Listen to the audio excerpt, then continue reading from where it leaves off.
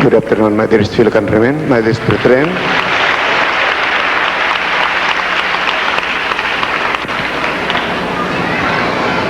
We worship the Lord in the beauty of holiness. We're so grateful and thankful unto our dearest Heavenly Father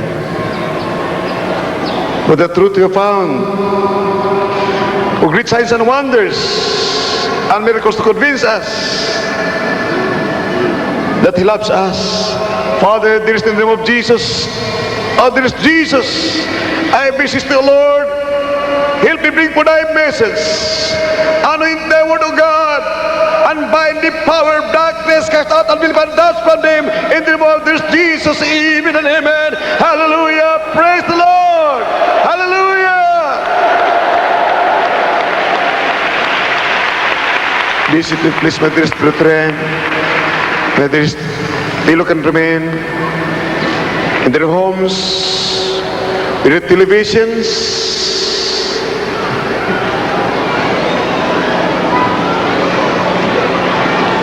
I want you to be blessed.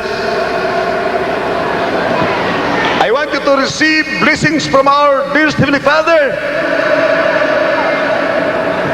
And surely, you'll have all these blessings, spiritual, material, physical well-being, protection from the forces of evil, from the power of darkness, if you can believe after you have heard the gospel, the power of God unto salvation. It is written, seek the truth, and the truth shall make you free. In John chapter 8, verse 31, 32, 33, and you shall know the truth, and the truth shall make you free, if you continue in the word of our loving God.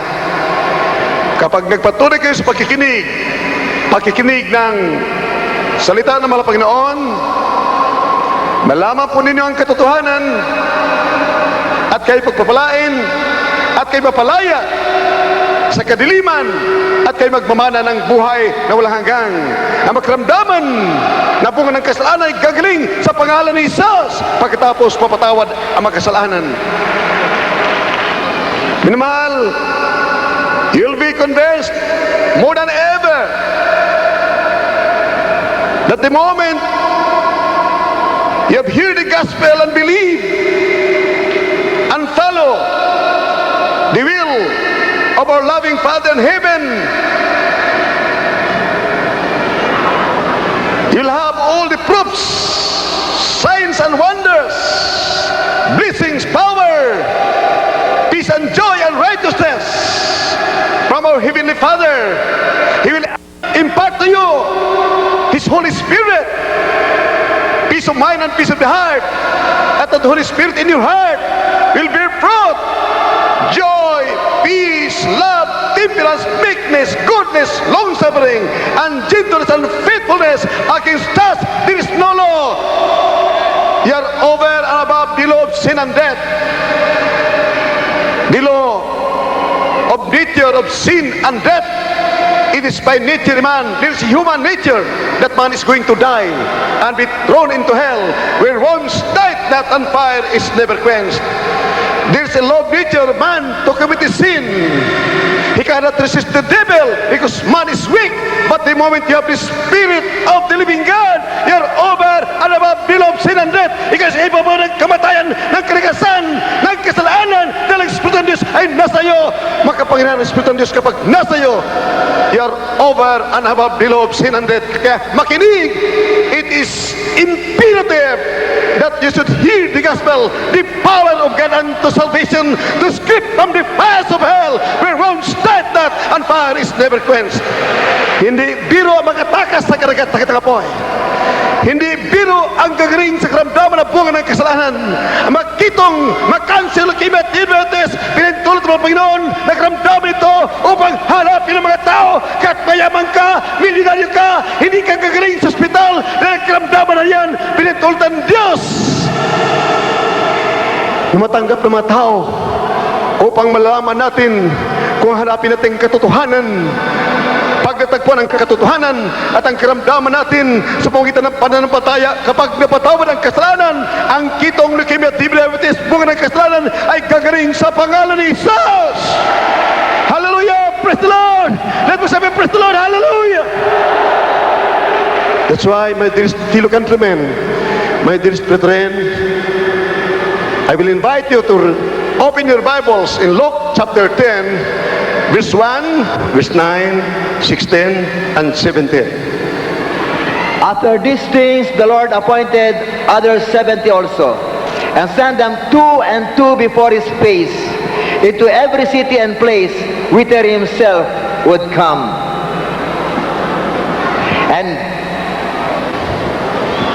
And heal the sick that are therein, and say unto them, the kingdom of God is come nigh unto you.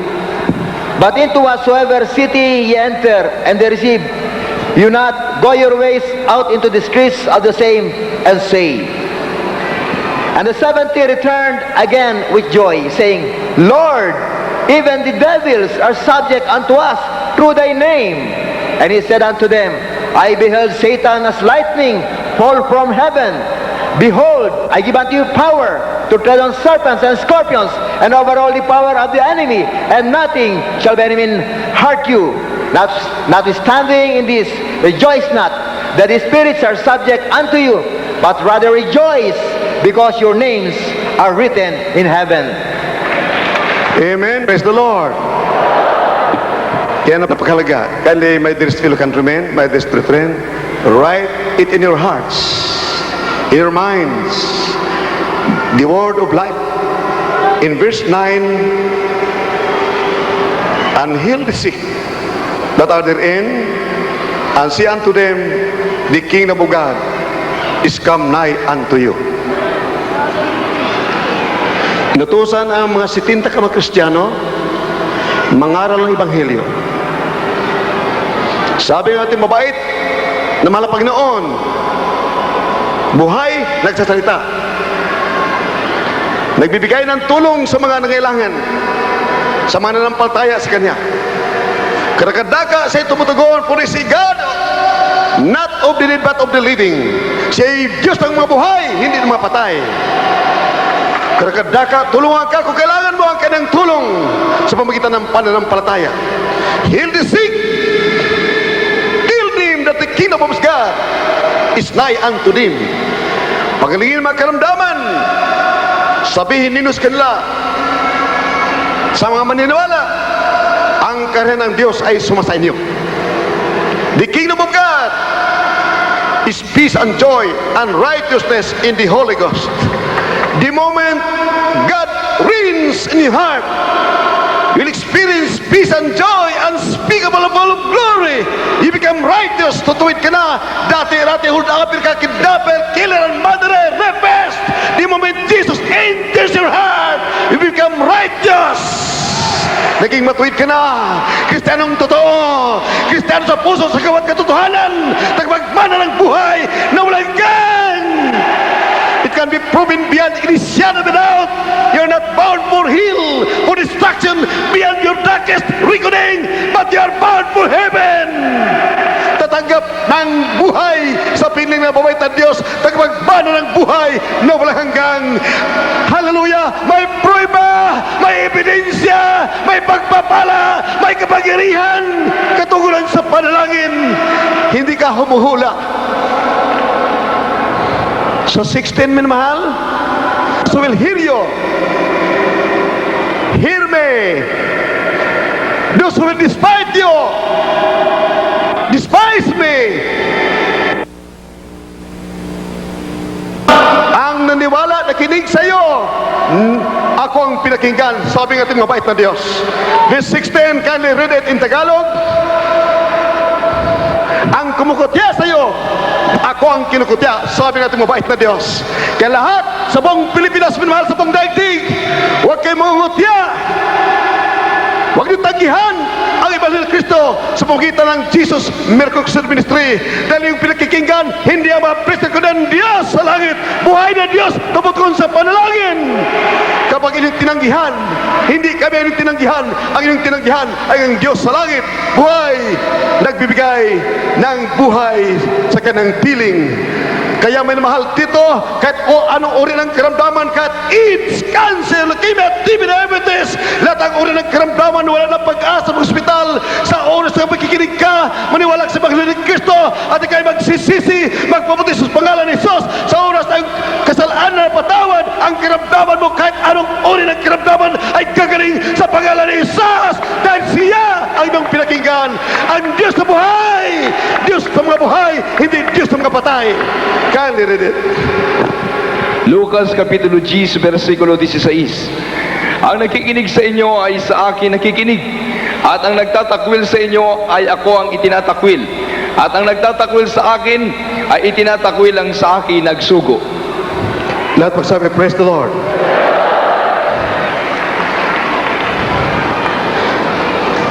Minamahal, ang mga tao sa buong mundo ay mahilig magpadaya. Hindi babasahin nila ang testamento, the will and testament of our ever-loving, living God. Akala nila patuloy pa rin nakabayabay sa krus ng Kalbaryo.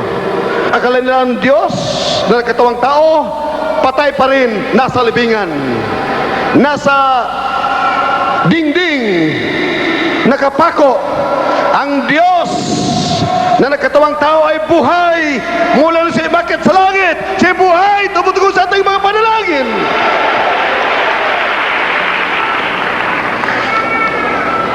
Kami na mahal, kapag kayo'y magpupuri sa ating mabait na Diyos, sinabi ng Biblia, clap your hands, shout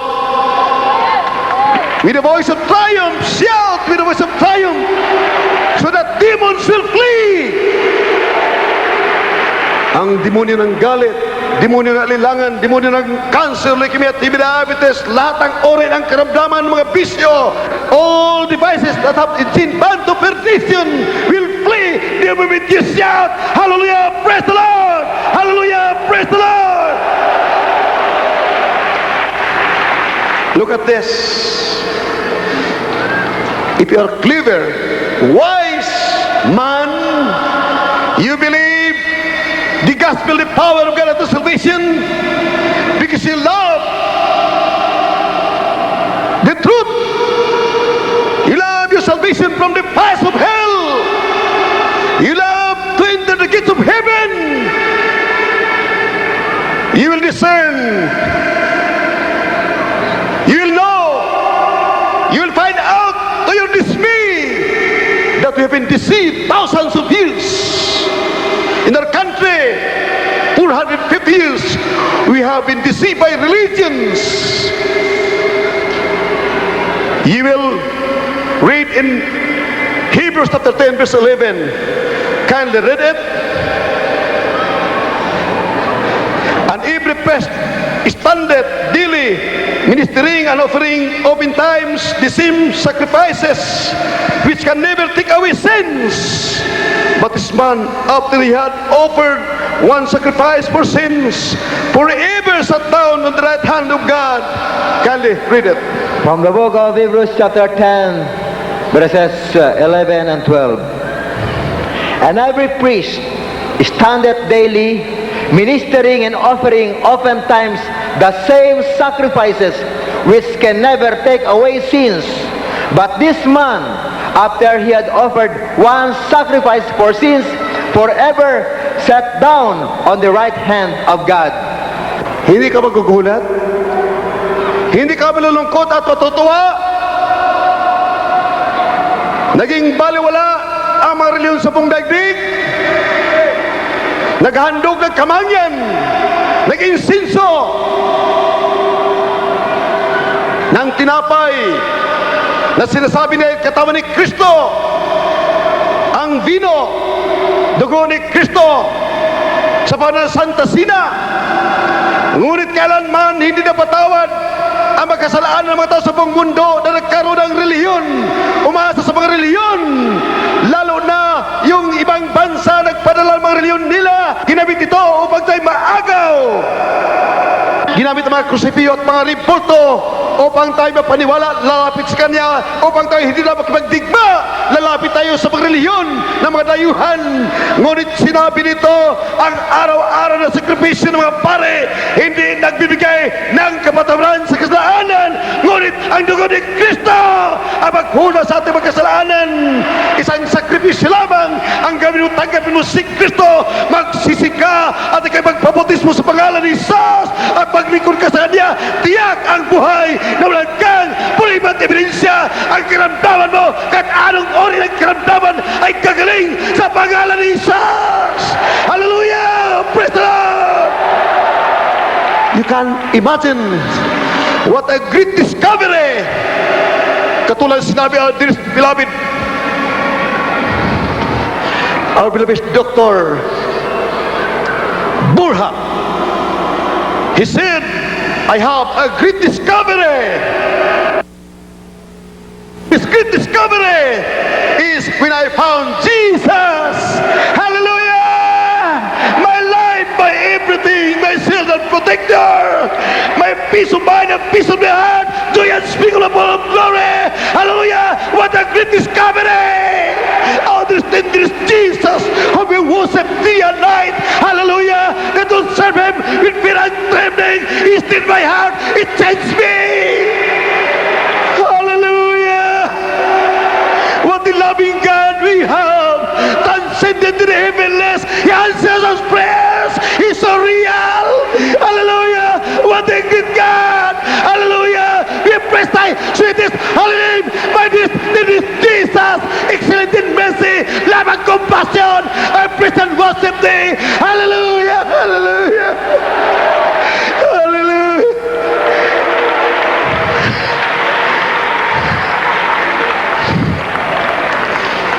It's very convincing. It's so real. When your sins are forgiven, your incurable sicknesses are healed. Kapag ang kasalanan mo ay napatawad sa pamagitan ng pananampalataya, ang karamdaman mong AIDS, leukemia, TB, diabetes, ketong, psoriasis, kahit anong ori ng karamdaman, kahit anong ori ng problema, ay malulutas. Ang karamdaman ay gagaling sa pangalan ni Jesus.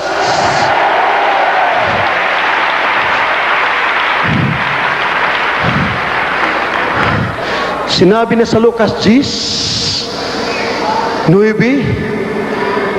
heal the sick. You preach the gospel and heal the sick. When the 70 Christians returned in great rejoicing, they were so happy, telling the good Lord, Lord, even the devils are subject to us in Thy name. Ang mga demonyo na sitakas sa pangalan ni Jesus. Sa inyong pangalan, nanginginig ang mga demonyo, demonyo ng cancer, leukemia, diabetes, demonyo ng bisyo, o ng karamdaman ay nagsitakas sa iyong pangalan, Panginoon.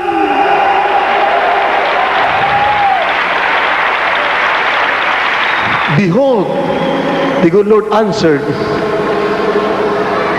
You can see Satan fell from heaven like a lightning, katulad ng lintik. Nahulog si Satanas by the power I've given you. Sa iyong kapangyarihan, si Satanas ay naglag. Kapangyarihan nang gagaling sa akin, sabi ng lumait na Diyos. Ang latang Kristiyano may kapangyarihan, ilaglag si Satanas sa pangalan ni Jesus. Wasakin, hallelujah, talunin sa pangalan ni Jesus.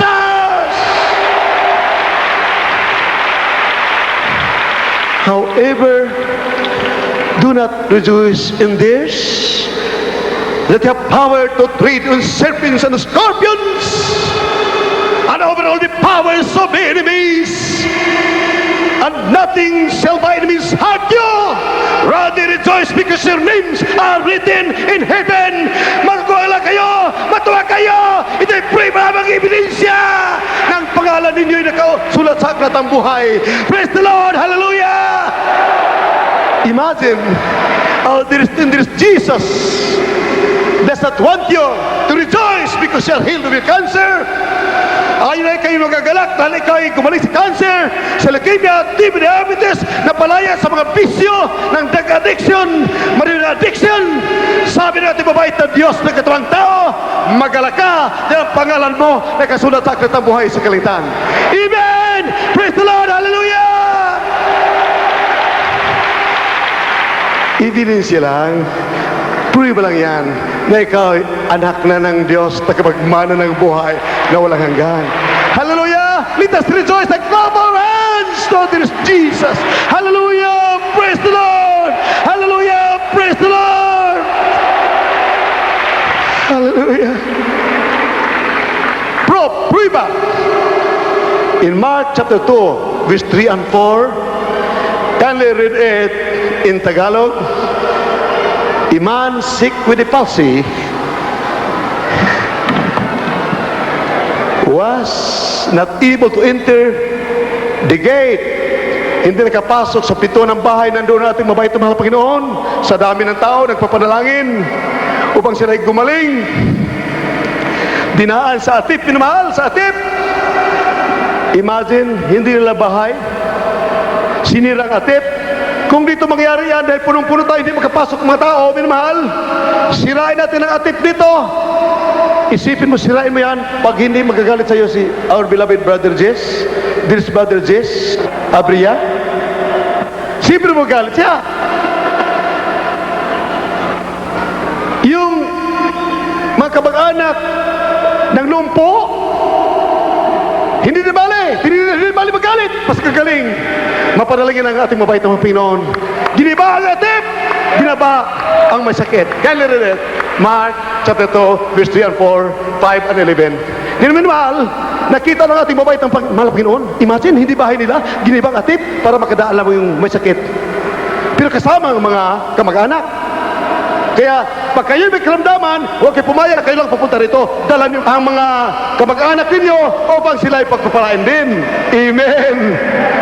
Kele.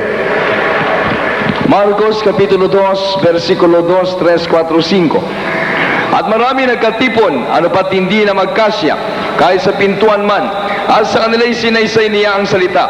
At sila'y nagsidating na may dalang isang lalaking lumpo, na sa kanila'y usong ng 4. At ang hindi sila makalapit sa kaniya dahil sa karamihan, ay kanilang binakbak ang bubungan ng kanyang kinaroroonan. At nang yaoy kanilang masira, ay iniugos nila ang higang kinahiga ng lumpo. At pagkakita ni Jesus sa kanilang pananampalataya, ay sinabi sa lumpo, "Anak, ipinatatawad ang iyong mga kasalanan." Meanwhile, Jesus saw their faith. Their sins were forgiven. Ang makasalanan nila ay napatawad. At ano ang nangyari nung napatawad ang kasalanan? Ang lumpo ay lumakad. Nung napatawad ang kasalanan, ang lumpo ay lumakad. Nakita ang kapangyarihan ng pagpapatawad sa kasalanan. Anong ibig sabihin? Na sila ay magmamana na ng buhay na walang hanggang. Hindi na taga-impirno, taga-langit, magmana ng buhay na walang hanggang. Praise the Lord! Hallelujah! Candy. 11. Sa iyo kong sinasabi, magtindig ka, buhatin mo ang iyong higaan at umuwi ka sa bahay mo. At nagtindig siya at pagdakay binuhat ang higaan at yumahon sa harap nilang lahat. Ano ba't nagtaka silang lahat at niluwalhati nila ang Diyos na nagsasabi, kailan may hindi tayo nakakita ng ganito. That was praise the Lord. Kami mahal, tinabang ba sa reliyon? Nasa mga tritarian, kailangan ng gamot, kailangan ng ospital dahil ang makasalanan nila hindi napatawad. Yan ang ba ang ibig sabihin doon, ang implications? Kung hindi napatawad ang kasalanan dahil hindi gumaling ang karamdaman, still they are bound for hell, for destruction, eternally in the lake of fire, where worms died not and fire is never quenched. Kapag minamahal ay nagtuturo ng hospital ay mabuti rin, talagang mabuti ang hospital, ngunit mas mabuti pag ikaw ay may pananampalataya at wala ng gastos sa hospital. Amen and amen, hallelujah! Wala kong isama sa pangmundo. Isang tao na may reliyon, naniwala sa turo ng Roma at Spanya ng mga pare na gumaling sa panalangin. Ngunit dito minamahal lahat ay nagsagaling sa Jesus Miracles Ministry na nagkasalanan dito ay napapatawad dahil dito ang tunay puro ng Ebanghelyo ni Kristo. Ang Diyos ay nagpapagaling dahil sila nagpapatawad sa mga kasalanan. Kaya ang ating magkaramdaman nagsigiling ang magkaramdaman dito sa pangalan ni Jesus. Puribat ebidensya na kay akit na sa langit magpamana ng buhay na walang hanggan. Now you see this miracle working power. It's now the day of salvation. It's now to come to this Jesus. Receive salvation from this tender Jesus. Come to the front. If you're going to receive, karaganda kami mahal, tumako ka rito sa harapan, tanggapin ang buhay, ang mga Panginoon for us, Phineas, receive Him. He give the power to become the sons of God. If sons and daughters, then heirs of eternal life. Hallelujah, as we sing, give your heart a home.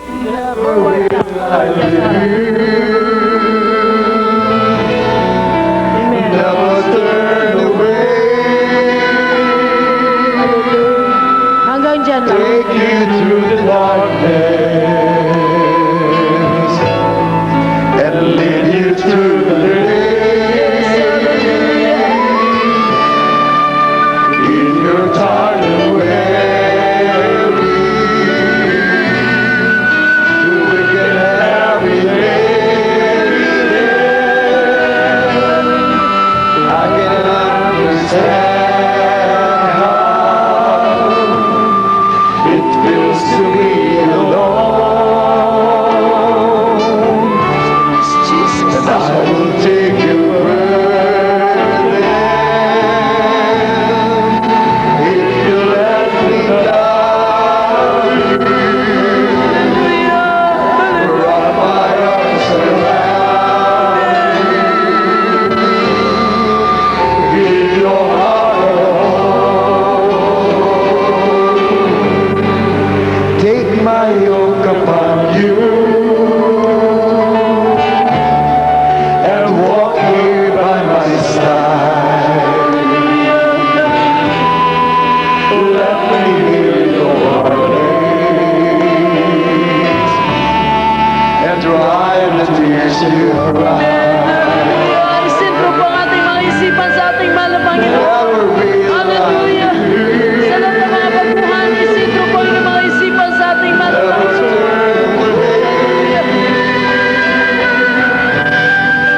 Take you through the darkness and lead you through the days. In your home, Your time is where beloved, there is Jesus.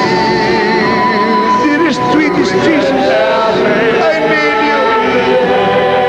I believe in thee, my dearest Jesus. Come into my heart, my dearest Jesus. You, my dearest fellow countrymen, your television. You have nothing to lose but everything to gain if you believe the gospel, the power of God unto salvation. For our dear Jesus will impart to you His power, His Holy Spirit. For it is written in Timothy chapter 1 verse 7, I have not given you the spirit of fear, but of power and of love and a sound mind. He will give power. The Holy Spirit is power. Power. God will be in you, the Spirit of God. You can cast out demons. The demons will flee and tremble in your presence if you have the Spirit of the living God.